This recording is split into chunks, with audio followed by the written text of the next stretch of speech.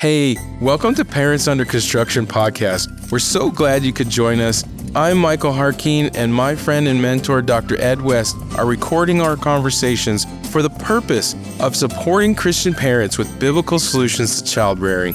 Our goal is to provoke parents to change ahead of their children. It is what is necessary for this thing called parenting that God has mandated. Again, welcome, and we hope you get something out of these discussions.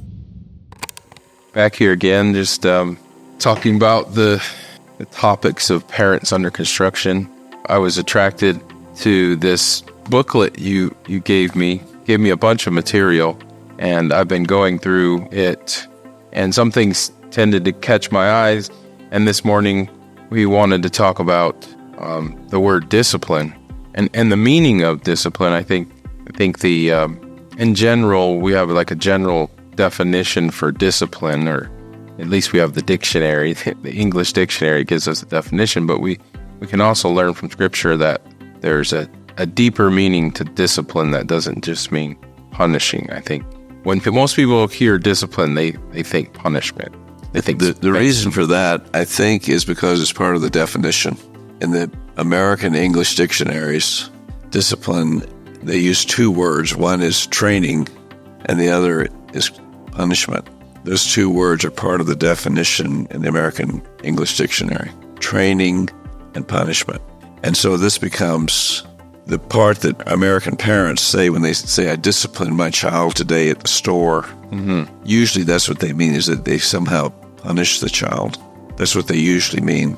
They rarely, by the way, mean train when they use the word discipline. And that's really interesting to me, that we've lost this concept of the base concept of discipline is training. It is not punishment. Yeah, my mind kind of went to different places. We call these facilities where we put criminals, people that violate the law, correction centers. Yes. And correction happens to be part of discipline. That's true. But it might be a reason why we have criminals going into prisons and coming out and not actually being corrected. It very well could be a reason, yes. That there's really some components that are missing. If that's the purpose of it. Punishment is actually properly associated with a legal penalty that is, theoretically at least, is just. It makes sense that this would be the penalty for what went wrong. And punishment is not particularly necessarily instructive if it's just. Punishment is just. You can learn from it. You can learn you learn not to do. No, you can learn from it. You can learn to avoid it, for instance. As opposed to how to do the right thing, you can learn to avoid punishment, which may mean simply you're getting more clever and not getting caught as much. Right. Criminals normally, it's pretty common knowledge, they go to prison to become better criminals. It's like a university for criminals in a way, right? They're learning from other criminals there, and they learn how to avoid things. This could happen in the context of parenting. If all we're doing is correcting and, I guess, punishing, and not realizing that our job is actually to teach and to coach. It not only can do it, it almost always does do it. It teaches a kid how to hide. It trains a child in how to be successful in manipulation, for one thing. Many children become manipulative out of this.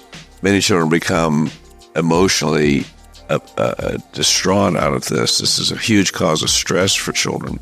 And what happens when the parent recognizes what happened? They are astounded that I can't believe you would sneak to do. Yeah, but you've taught them how to do that. That's right. They've learned how to do it from you. They've learned how to do it because you're not, as the parent, you're not applying discipline in total as a whole. Yeah. That there are components to discipline. It's not just one thing. It's not just, let's say, spanking or timeout or grounded, because the child doesn't really learn from that. That's just the just punishment for the crime committed, in other words. Discipline has, as I understand it, has four components. The first is some manner of instruction, which is saying this is the rule or this is the direction.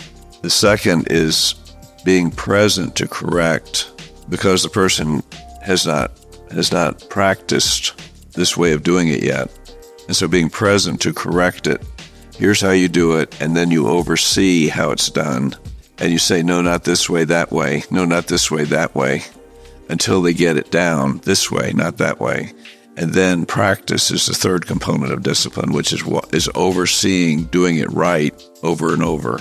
What's interesting is that what you're talking about is very fundamental. It's foundational to raising children and doing it well.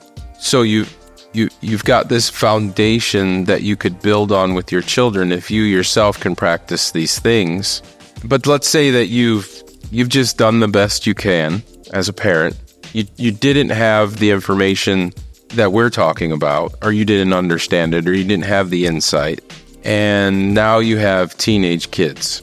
It's a different ballgame, isn't it? The difference is that you have a reputation now that you didn't have before, that the child knows who you are pretty much in terms of your determination, commitment, effectiveness, even example out of your life for what you're trying to teach the child. He knows about these things about you by that time. And I think that's where a lot of parents find themselves. It is. We build a reputation through the years with our children of who we are. And then they begin to respond to us according to that reputation. If your reputation is to be obeyed, you continue with that with effective authority because you have a reputation for it. If your reputation is to be ignored or to be manipulated or whatever it is, then you continue with that reputation. So the reputation is how the child sees you. Yeah. And it may or may not be totally accurate, by the way, but it's how he's experienced his life with you. It's how he's experienced it. Right, because the parent can also have this view of the child that's not necessarily correct as well. Absolutely. The parent sees the child in a way that is not necessarily the way the child is. This happens because children are always changing. At one point, is why it happens. As children, the child of a 2-year-old is not a 12-year-old, is not a 22-year-old. No 2-year-old is the same as a 22-year-old. Oh, no. And so the child's changing all the time. If the parent's not working with the child in the context of this change, as opposed to working with who you used to be or who you ought to be or whatever, then you end up with an imaginary child. The biggest part of it is for the parent to recognize what's in front of them. Yes. Who's in front of them? The one in front of them. It's not his brother. It's not his sister. It's not the way you were when you were his age. It's not anybody you've ever met before. It's this particular kid at this particular moment. Right. And I can think of a parent saying to me something like about a child turning 2, little under 2. I don't understand why she won't listen. She just won't listen. And I'm thinking to myself, well, this is a 1.5-year-old that barely understands language. How are you expecting them to listen? Examples would be sharing. For a 2-year-old is difficult. Well, can be if they're not trained in sharing, right? Like, just telling the child to share with them, then the natural response from most children is, no, it's mine. Okay, so sharing is a virtue. I mean, based on a virtue is the way we perceive it. That if I share my cookie with you, it's a virtue in me that's an admirable character trait that I would want to share with you. But training to share is not the virtue. Training to share is a behavior. Right. And so then, do you want to train the child to share before he understands what sharing is about? Is a question. Yeah. And this is always the way it is with young children, is you're trying to train them to do things that they don't really know why they're doing it. But it's just what you do. And if they learn how to do it, someday they'll realize, I'm glad I learned how to do this. Example would be manners, for instance. They don't know why, you chew with your mouth shut. They don't know why you do that. It doesn't make any difference to them. Not all cultures do that. No, it's true. It's true. And so some parents lean on a 2-year-old about chew with your mouth shut, chew with your mouth shut. He doesn't know what this is about. Yeah. He doesn't even know his mouth is open. And meanwhile, the parent is losing authority because the child's just doing what a child does. He's just eating his meal. He's not thinking about manners. He doesn't know anything about manners. He doesn't have any connection to the socialization that's going on at the table. It's just happened. Doesn't understand what it even means. No, it doesn't know about it. There's no social. But the parent is trying to put manners into a child before the child even understands the word no, for instance. Interesting. And I bring this up. My wife is a nanny, and she sent me a bunch of videos where the little girl that she watches over She's going on 2. She'll be 2 in July. And in the video, she has a bag of popcorn. And just underneath the videos, my wife texts me, help. Help. So I'm okay. I'll watch the videos. And so I watch the videos, and the little girl has a bag of popcorn. My wife is asking her, share with me. How old's Sean? Going on 2. She'll be 2 in July. And she takes the bag away and says, no, it's mine, essentially saying, no, it's mine. And so my wife just keeps on. Okay, and see, that child's being taught to not share. Sing.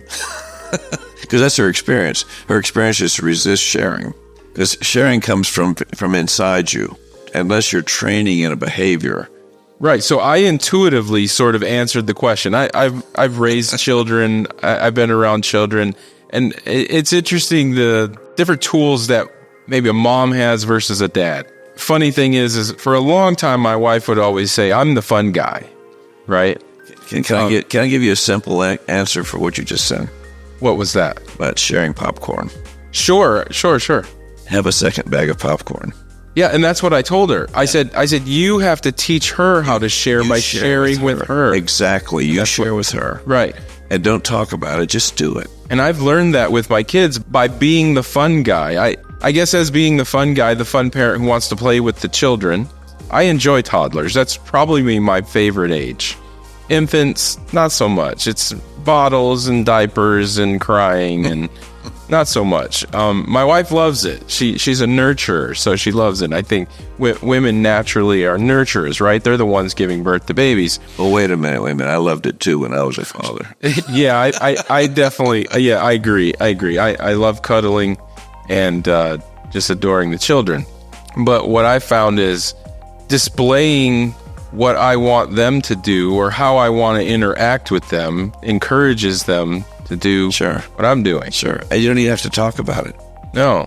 All you have to do is just do it. You're modeling without giving any instruction. You're just modeling how you live your life. Well, one of the things I did, I also do some, I guess you'd call it Manny work. Manny, you know that. I know that. There's a couple kids that I take care of. They're 3 and 4, going on 5. And I've had a real struggle with food with them. Mostly the 4-year-old boy, he's very picky. And the girl, she can be picky too. She kind of picks up on what her brother does. If he doesn't want it, she doesn't want it. So instead of fighting with them and pushing the food, I just show up with food. They might not like it. They might like it. They might try it. They might not try it. If you're enjoying the conversation, I think you'll get a lot out of Doc's book titled How You Feed a Cat. That is, How You Feed a Cat because I told you to feed the cat and you listened to me. This book is full of Doc's experiences as a pediatrician, father, and husband. It sheds light on the role of a parent in the child's life and how we as parents need to change ahead of our children. You can find the book on Barnes & Noble's website or in the app, and the link is in the description below. But at least we're kind of engaging in this activity, and there's no... What are you saying while you're doing this? I might be talking about how delicious the food is, that this is really good. Are you telling them to do anything with the food? No. That's really important. They normally, the little girl especially, will just reach for the food. The little boys oftentimes will say, I don't like that. Well, you don't have to eat it. Is what I tell them. You don't have to eat it. I can remember as a young father with my young children, there was often this battle of the wills. Yes. The 2-year-old wants their shoes on and you're in a hurry to get out the door, or you've already left. I can think of a specific time where I needed to go really fast. I took my toddler out, put him in the car seat. We didn't have shoes on because we had to rush, and he's just losing his mind. I need my shoes. No, baby, you don't need your shoes. I had to stop and go get his shoes. Otherwise, it was just going to be a screaming match. And I think I was teaching something there. I think you were too. I'm not sure exactly what I was teaching, except that I was, I guess, in fellowship. It was a part of fellowship that I didn't want the drama to grow. So it was better just to take the time out and do what I needed to do to stop the drama, and then we can get back to business. And stopping the drama is not by objecting to the drama. You didn't tell him to stop the drama. If I had, he wouldn't have. Yeah. It wouldn't have worked. No. You didn't tell him to stop the drama. you de-escalated the drama from your end of it to a point where there wasn't drama going on now. Right. Now, I'll even do that with my daughter, who's, I guess you'd said, an adopted child, just come into my family around 13 years old, going on 14. And it seems that she has this attraction to want to allow chaos to just ensue. And then I can get caught up in it. But if I recognize it, if I recognize what's happening, I can say, let's just stop. Sometimes I'll recognize that there's a need inside the child that the child can't express, doesn't know how to, doesn't even know they have this need. And that makes things all better because now I can address the actual need. Doesn't mean it won't come up again because it also often comes up. But going back to the word discipline, let's talk about the four. What really intrigues me is I take a systematic approach to most things. That's a pro and a con. Sometimes you need to be agile, especially when raising children. Being too strict will work against you. So there's 4 components to discipline. Maybe we could talk about just the 4 components and how do we implement those things. I'll say them again, that the 4 components of discipline are instruction, correction, practice, and testing. Most discipline, when parents are doing what they call discipline, they're instructing and correcting. And that's what they continue to do. Instruct, correct, instruct, correct, instruct, correct. They don't take the time to practice doing it correctly over and over. And they don't test to prove that the child knows what he's doing. But if you look at discipline in other places, such as, let's say, sports, the discipline, let's say, of tennis involves primarily practice. It's what most of the time is spent in is practice. There's a time of instruction. This is how you hold the ball. This is how you line up at the line. This is how you swing the racket. This is where you're supposed to go to next on the court. This is where you should be for the ball coming back. All these things are instruction. Correction is, no, you didn't swing it right. No, you're not standing at the right place. No, you didn't go to the right place. Correction, correction, correction. Okay, now you've got it down. You're swinging it correctly. You're going to the right place. And now you practice that. You practice it again. You practice it again. You practice it again. You have what are called tennis games, but they're practice games. They practice and practice and practice. And then you have a tournament. Which is a test? It's a test. The tournament's the test. Do you have it or not? How are you doing with your tennis now? And this is how you'll prove how you're doing with your tennis. I was a guy that practiced medicine for many years. I was always practicing. Even when I was at training, I was practicing. But I often was practicing it wrong, and I'd be corrected. That's not how you do it. That's not how you do it. That's not how you do it. Interesting. And I would get it right. And once I got it right, then I would practice doing it right. Whatever you practice, you'll get better at. If you practice doing things wrong, you'll get better at doing it wrong. If you get practice doing things right, you'll get better at getting things right. And then the proof of it, I had to get proven over and over with testing in my career. I took my pediatric boards a few years before I retired. I took complete pediatric boards again, just to say I'm still a pediatrician. I still know this stuff.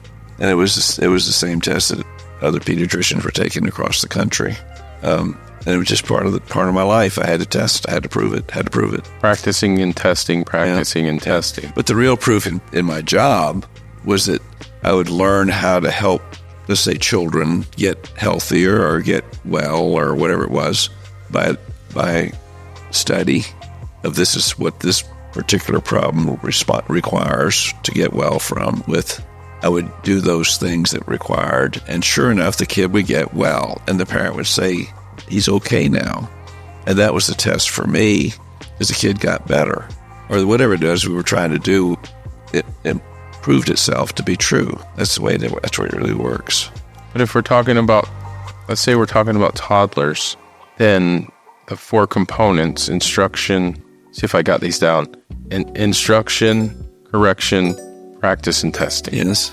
The first one's instruction.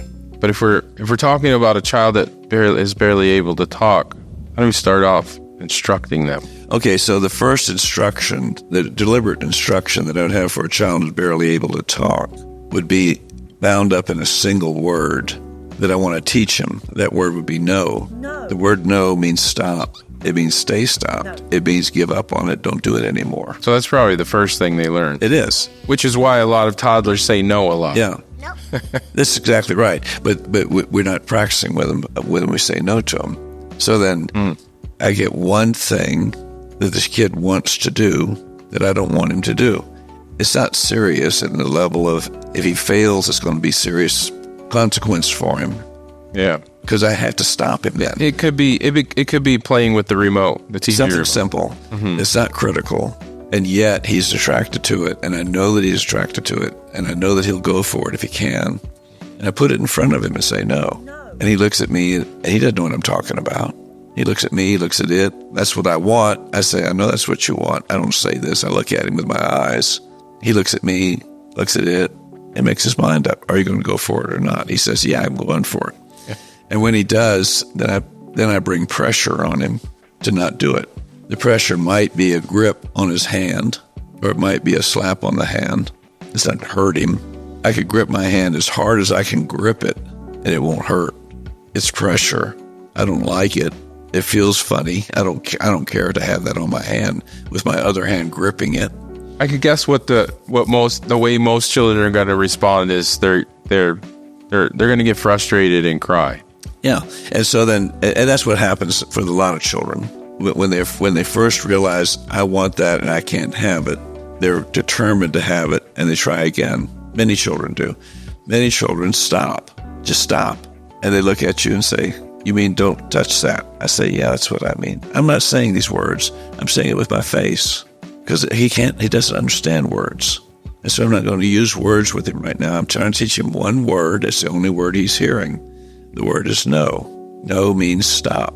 And so on one thing, I say no until I put it in front of him. He looks at it and says, I don't do that. Now I know we're testing. This is the test. I've instructed him. I've corrected him. We've practiced it. He's practiced it. He's practiced it. And now I put him in the room with the object. He sees the object and leaves it alone. He now understands what the word no means. The word no means stop, stay stopped, give up on it. But just understand that this may not be something that the child gets right away. Oh, absolutely. You're going to have weeks or sometimes months. Over and over and over. And you don't need the next thing if you don't have this thing. Well, okay. Well, that's a simple example, I think. But because when you're in the context of children, well, there can be multiple things. Sure. And so you keep those things out of his reach. You don't put him where they are.